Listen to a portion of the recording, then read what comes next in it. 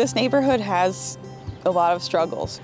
The neighborhood started to lose a lot of its needs. So I noticed, recreation centers start to close down, little things like mailboxes start to go away, and humanity places like this are starting to be hard to find. I started walking around the community, seeing the lots full with trash and debris. We exist here because we are trying to improve this community. This space has been sacred, it's been protected and engaged in for almost 40 years. We're trying to bring that old feeling back where you felt safe. Clean communities are safe communities. That's what I always say.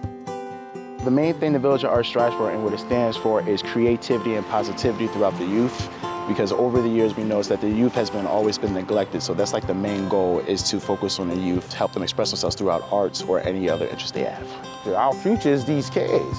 And I want to see these kids be able to grow, and smell the fresh earth without coughing and stuff like that. The quality of our life matters.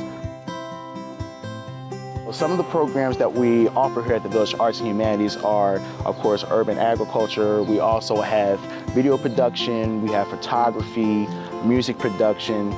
If we walk over here, we have our first bed of cabbage and onions. Now, this is one type of cabbage. This is something called Napa cabbage. So with these cabbages, what we do with the teens is we actually take them, cut them up, and we try to make a good kimchi or soup out of them. POP is a nonprofit that plants and supports orchards across the city of Philadelphia. I would say the connection between POP and the Village of Arts and Humanity is the relationship it can cure just between bringing food into the picture. We are often really isolated from each other and from the world around us, but something we do every day is eat. We're eating all the time. And now over here, oh, I love this bed. Now, here's our 3 favorites that we have so far, especially from the teens.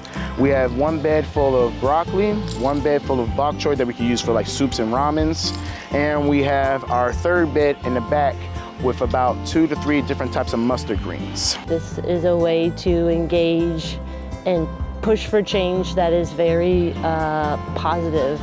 My hope for the future of the Village of Arts and Humanities is I would love to see this a lot more everywhere. Like, I feel like it needs to spread more, because I notice there's a bunch of bubbles around, like safe havens, but to a certain degree or a certain extent. So I feel as though in the future, which will happen, that it will branch out more. We envision our orchard growing significantly, and we still hope to acquire more of the land and the green space around here and hopefully plant another orchard. I hope that we get more and more people drawn into the spaces who want to care about it, who are engaged with the space, who are gaining food sovereignty by learning to grow their own food and feel the agency of knowing how to eat it, how to cook it, how to share with other folks, because I think the more people involved, the more protected that space is. Not all areas are bad, and there's always other gateways of finding a way to make sure your mentality is good. Even though there's so much going on, there is still good going on.